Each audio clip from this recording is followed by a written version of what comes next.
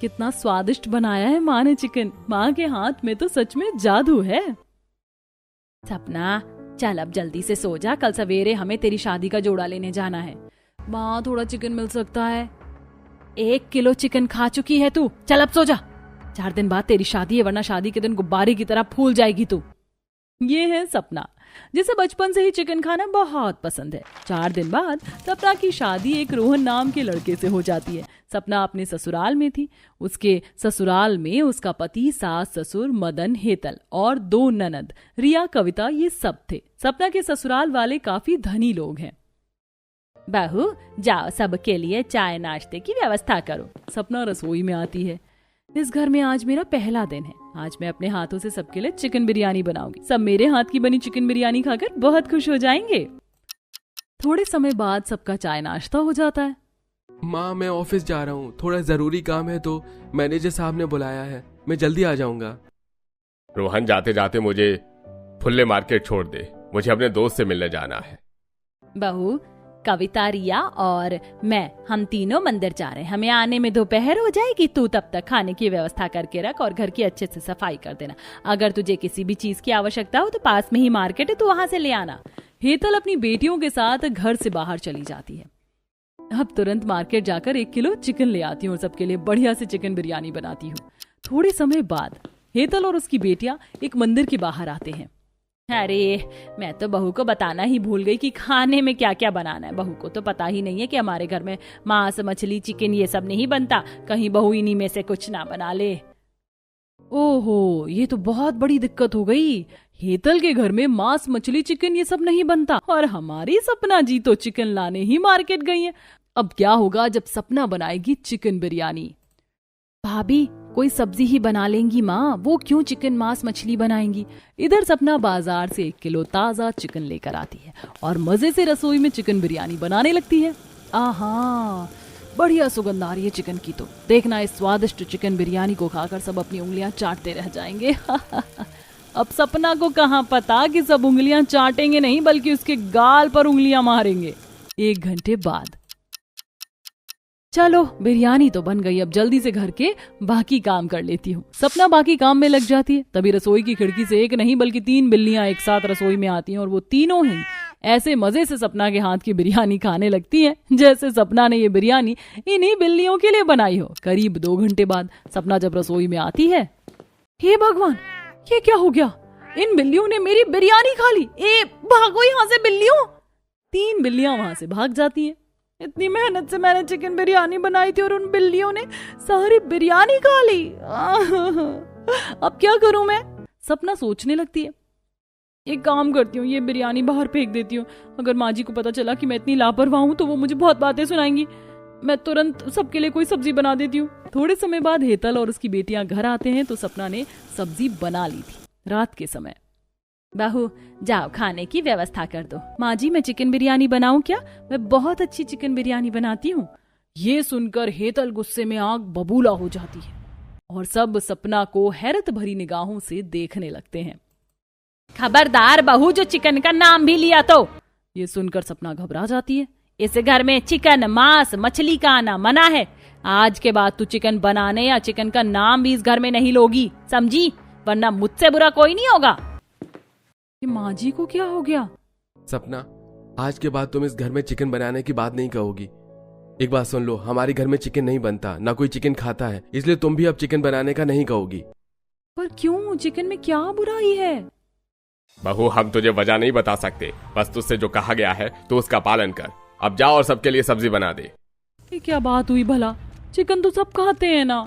अब इसी तरह दिन प्रतिदिन बीतने लगे। सपना हर एक से चिकन लाने की बात कहने लगी पर हर कोई उसे मना करता जाता है और सपना को उसकी वजह भी नहीं बताता है। एक दिन, ये लोग पागल हैं, इसका मतलब ये नहीं कि मैं भी पागल हूं। इनके चक्कर में मैं क्यों चिकन खाना छोड़ूं? पर मैं इस घर में चिकन कैसे लाऊं? यहाँ तो कोई मुझे चिकन लाने ही नहीं देगा। इतने दिनों से मैंने चिकन नहीं खाया। कितनी याद आ रही है चिकन की, मेरा चिकन। चिकन को याद करके सपना रोने लगती है। नहीं, मुझे हर हाल में चिकन खाना है, फिर चाहे इनके घर का कुछ भी नियम हो। मैं पायल को कॉल करती हूँ, वो चुपके से लाकर मुझे चिकन देगी। थोड़े समय बाद सपना की सहेली पायल एक थाली लेकर सपना के ससुराल आती है। सपना बहू, तेरी सहेली पायल आई है। सपना ने कहा था इस चिकन के बारे में यहाँ किसी को पता नहीं चलना चाहिए। सपना रसोई में है आंटी जी? हाँ बहू, रसोई में ही है। मैं चुपके से जाकर उसे सरप्राइज देती हूँ। पायल रसोई में आकर सपना को चिकन देती है। बहुत बहुत धन्यवाद तेरा पायल, मेरा कब से चिकन खाने का मन कर रहा है। चलो अब सबसे छुपकर जल्दी से चिकन टिक्का बना लेती हूँ। सपना सबसे छुपकर रसोई में चिकन टिक्का बना रही थी। थोड़े समय बाद अचानक सपना का ससुर बिना आवाज किए रसोई में आ जाता है। अरे सपना बहू। कौन है? बहू तो चिकन बना रही है क्या? अरे बाप रे, ये कहाँ से आ गए? मदन की आवाज सुनकर सब वहाँ आ जाते हैं। चिकन, वो भी मेरी रसोई में? अरे बाप रे। तभी हेतल चिकन को खिड़की से बाहर फेंक देती है। तुझे मना किया था ना मैंने कि इस घर में चिकन नहीं बनेगा, फिर भी तूने चिकन बनाया। माफ कर दीजिए माँ जी। तभी हेतल सपना को खींचते हुए घर के तहखाने में लाकर कैद कर देती है। माँ जी, मुझे बाहर निकालिए। बड़ा शौक है ना तुझे चिकन खाने का, अब 2 दिन तक भूखी प्यासी रह तहखाने में। सब वहाँ से चले जाते हैं। माँ जी रुक जाइए, रोहन जी। हेतल के डर से कोई भी सपना के पास नहीं जा रहा था। 2 दिन बाद हेतल सपना को तहखाने से बाहर निकालती है। सपना की हालत बहुत ही खराब हो चुकी थी। अब तेरे दिमाग में आया कुछ? अब इस घर में चिकन का नाम भी मत लेना। चिकन? क्या होता है चिकन? रोहन सपना को कमरे में लेकर चला जाता है। कुछ दिन यूं ही बीत जाते हैं। सपना अब चिकन का नाम ही नहीं ले रही थी। एक दिन सवेरे, आज तो 12 नवंबर है, आज मेरा जन्मदिन है। इस दिन मैं अपना पसंदीदा खाना खाऊंगी, पर कैसे खाऊं? माँ जी तो मुझे चिकन बनाने ही नहीं देंगी। सपना उदास रसोई में खड़ी थी। पर मैं सबसे छुप कर तो खा सकती हूँ ना चिकन। अब की बार मैं दिन में नहीं बल्कि आधी रात को सबके सो जाने पर चिकन खाऊंगी। माँ जी, अगर आप शेर हैं तो आपकी बहू भी 1.25 शेर है। सपना बाहर से चिकन लाकर उसे कमरे में छुपा कर रख देती है। आधी रात का समय, सबके सो जाने पर सपना जल्दी से चिकन बिरयानी बनाती है और हॉल में सोफे पर बैठकर मजे से चिकन खाने लगती है। आहा, कितना सुकून मिलता है ना चिकन खाकर। ऐसा लग रहा है जैसे बरसों बाद मैं चिकन खा रही हूँ। अब चिकन खाने में सपना इतनी गुम हो गई थी कि उसे वहीं सोफे पर नींद लग जाती है। और अगले दिन, हे भगवान, ये लड़की तो अपशगुन पे अपशगुन करती जा रही है। राम राम राम राम, मेरे पूरे पवित्र घर को अपवित्र कर दिया इस लड़की ने। तभी सपना नींद से जाग जाती है। अरे बाप रे। तभी हेतल सपना का हाथ पकड़ती है और उसे धक्के मारकर घर से बाहर निकाल देती है। निकल मेरे घर से बाहर, और आज के बाद इस घर में कदम मत रखना तू। माँ जी मुझे क्षमा कर दीजिए। निकल यहाँ से। हाँ, जा रही हूँ। मुझे भी कोई शौक नहीं है आप जैसे पागलों के बीच रहने का। देख लो मोहल्ले वालों, एक बहू पर कैसे अत्याचार कर रहा है ये जालिम परिवार। सपना वहां से चली जाती है। तभी आस पड़ोस वाले सब हेतल के परिवार को लेकर तरह तरह की बातें करने लगते हैं। 4 दिन बाद रोहन सपना के मायके आता है। नहीं रोहन जी, मैं अब उस घर में नहीं आऊंगी जहां मेरे खाने पीने पर भी पाबंदी लगाई जाती है। मैं तुम्हारी बात समझता हूँ सपना। माँ जो कर रही हैं वो जानबूझकर नहीं कर रही, बल्कि ऐसा करना उनकी मजबूरी है। मजबूरी? अरे चिकन ना खाने की कौन सी मजबूरी हो सकती है? मेरा छोटा भाई अभय जो विदेश में नौकरी करता था, उसे चिकन खाना बहुत पसंद था। एक दिन उसने माँ को कॉल किया और कहा कि मैं घर आ रहा हूँ, माँ मेरे लिए चिकन बना कर रखना। माँ ने अभय के लिए चिकन बनाया और उसके आने तक किसी को भी चिकन खाने को नहीं दिया। पर जब अभय ने घर आकर चिकन खाया तो उस चिकन में जहर होने से अभय की मौत हो गई। तब से माँ को चिकन से नफरत सी हो चुकी है और वो घर में चिकन नहीं बनाने देती। ये सुनकर सपना दुखी हो जाती है। क्या? तभी सपना अपने ससुराल आती है। मुझे क्षमा कर दीजिए माँ जी, मुझे नहीं पता था कि आपके साथ इतना बड़ा हादसा हुआ था। तभी सपना अभय की तस्वीर के सामने आती है। देवर जी, मैं मानती हूँ आपने जो चिकन खाए थे उसमें जहर था, पर ऐसा हर मुर्गी में तो नहीं हो सकता है ना। हम हजारों लोगों को मरते हुए देखते हैं, तो क्या हम उन्हें देखकर जीना छोड़ देते हैं? माँ जी, देवर जी की मौत एक हादसा थी, उसके लिए आप अपने जी को क्यों जला रहे हो? तभी सपना हेतल को काफी समझाती है। सही कहा तूने बहू, मैं ही गलत थी। आज से इस घर में भी चिकन बनेगा। उसके बाद सपना अपने हाथों से चिकन बिरयानी बनाती है और सब मजे से चिकन बिरयानी खाने लगते हैं। और उसके बाद कभी सपना को घर में चिकन बनाने के लिए मना नहीं किया जाता और वो खुशी खुशी सबके साथ अपना जीवन बिताने लगती है। गरीब बहू को मिला 3 खानदानी रईस परिवार वाला ससुराल। गरीब परिवार में पली बड़ी नेहा शादी करके खानदानी रईस ससुराल में आती है और जब दुल्हन के जोड़े में गाड़ी से उतरती है तो देखती है कि घर के बाहर फव्वारा है जो कि चांदी का बना था। और जब आगे बढ़ती है तो घर का चांदी का दरवाजा देख और हैरान होती है और दरवाजे पर खड़ी होकर मन में कहती है, मुझे ये तो पता था कि मेरा ससुराल खानदानी रईस है, पर इतना होगा सोचा नहीं था। ससुराल में कदम रखते ही चांदी का दरवाजा फव्वारा देखकर नेहा काफी खुश होती है। कुछ ही देर में उसकी तीनों सास आती हैं जो चांदी, हीरों और सोने से लदी हुई हैं। दरवाजे पर सुमित्रा चांदी का कलश और हाथों में चांदी का थाल लेकर नेहा की आरती उतारती है। चलो सुमित्रा, तुम्हारी भी बहू आ गई। सुमित्रा आरती उतारती हुई कहती है, हाँ दीदी, मुझे तो इस पल का कब से इंतजार था। अब हम तीनों की बहुएं हैं, हमारी तरह ही अब अपने हीरे, सोने और चांदी के ससुराल को संभालेंगी। ये भगवान, मुझे तो अब तक यही लग रहा था कि मेरा खानदानी रईस है, पर नहीं, मेरा ससुराल तो हीरा, सोना, चांदी से भरा हुआ है। कुछ ही देर में नेहा का गृह प्रवेश होता है और घर के अंदर आते ही उसे सोफे पर बिठा दिया जाता है और जब वो बैठती है तो टेबल पर रखा चांदी का वास, चांदी की टेबल, दीवार घड़ी और भी घर में चांदी से सजा सामान देखकर नेहा काफी खुश होती है और एक एक करके सभी लोग उसे शादी का गिफ्ट देते हैं। बहू, हम तो तुम्हारे ससुराल की तरह खानदानी रईस नहीं है, इसलिए हम तुम्हें साधारण ही सामान दे सकते हैं। तो क्या हो गया आंटी जी, आप मेरी बीवी को आशीर्वाद देने आई, यही काफी है। बहू, ये मेरी तरफ से तुम्हारे लिए डायमंड का हार, कल तुम हंसते हुए हारी पहली रसोई है। पहली रसोई इतनी अच्छे से करना कि मैं तुम्हें डायमंड का 9 लाख का हार दे सकूं। और बहू, मेरी तरफ से ये तुम्हारे लिए सोने के रजवाड़ी कड़े। इस तरह नेहा को तोहफा देकर पड़ोसन चली जाती है। कुछ देर में सरिता और आरती भी नेहा को गिफ्ट देती हैं और सुमित्रा के कहने पर नेहा एक एक करके सभी के गिफ्ट खोलती है और जब वो अपनी जेठानी के गिफ्ट खोलती है तो उसमें साधारण सी साड़ी और मेकअप प्रोडक्ट निकलता है। सरिता, बहू, हम क्या इतने गरीब हैं जो तूने अपनी देवरानी को ये सस्ती सी साड़ी दे दी? और बहू, तूने क्या सोचकर ये मेकअप प्रोडक्ट दिया? तू क्या नई बहू के सामने हमारी नाक कटवाना चाहती है? ऐसा नहीं है माँ जी, हमने तो हमारी देवरानी को बड़े प्यार से ये तोहफा दिया है। तोहफा सस्ता हो या महंगा, देने वाले का दिल देखा जाता है और हम जानते थे हमारी देवरानी को उसकी तीनों सास हीरा, सोना, चांदी से भर देंगी, इसलिए हमने उसे कुछ अलग दिया। दीदी, मुझे आप दोनों का गिफ्ट बहुत पसंद आया, इसलिए ताई जी आप मेरी दोनों जेठानियों को मत डांटिए। वो तो नेहा बहू की वजह से हम तुम्हें छोड़ रहे हैं, वरना आज हम तुम्हें बताते कि हम कितने अमीर हैं। इतना बोलकर आशा और शांति अपनी बहुओं के साथ अपने घर चली जाती हैं और जब नेहा अपने कमरे में जाती है तो बेड पर बैठकर कमरे में भी चांदी की ड्रेसिंग टेबल, अलमारी, बेड और बाकी सामान देखकर रवि से कहती है, रवि, आज मैं बहुत खुश हूँ। मैं ये तो जानती थी कि मेरा होने वाला ससुराल रईस है, पर मैं ये नहीं जानती थी कि मेरा ससुराल हीरे, सोने और चांदी से भरा पड़ा है। जब मेरा चांदी का ससुराल इतना सुंदर है तो हीरे और सोने से बना ससुराल कितना ही सुंदर होगा।